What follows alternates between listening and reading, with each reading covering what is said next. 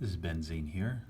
Luckily, I went over a lot of the problems this morning because I'm not going to be able to do a whole lot. I wanted to do this one problem here though, number 21, which you can see I've provided the answer for that. A is the answer. This one is probably one of the trickier ones on all the exam here. Let me go ahead and start that here. So you can see I've started the first part here. We formed the enolate here, and it attaches to this one here. Oops, let me show that. We have an SN2 reaction that occurs there and replaces that.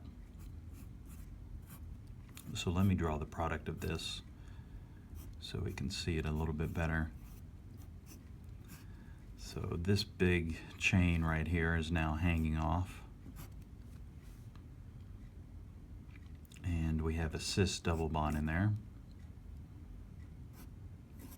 And the chlorine here is still on the bottom there. So this is, since we have two of the same on each side here, this is where we have two equivalents in one molecule here. So the enolate will then form again on this thing, since we're in a solution of ethanol. And then that is going to wrap around and attack like that. And this is the tricky part here. This ring, let's count it, is going to form a 6-membered ring.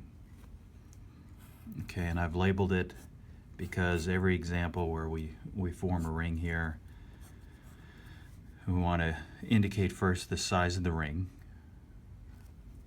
and then label the ring usually. Sometimes you have to watch where you're putting the labels. Other times we can just do it randomly. So here I've just done it randomly. I've put on the number 1 spot there, the top carbon. And you see here we have, on the top carbon, we have 2 ester groups coming off of there. So I'll just add those to that.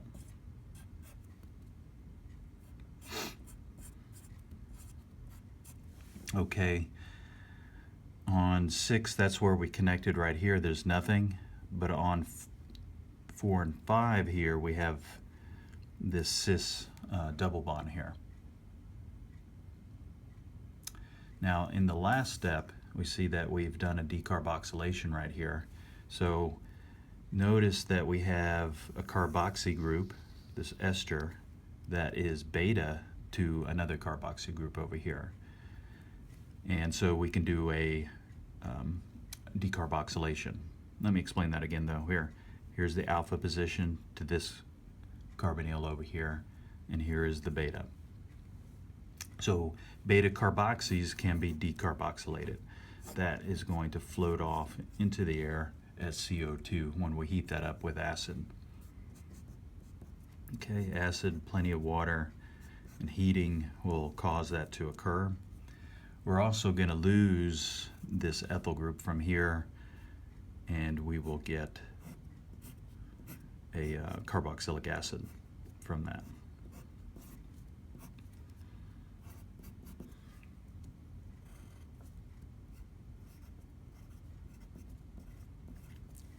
And that is answer choice A on that right here. See that?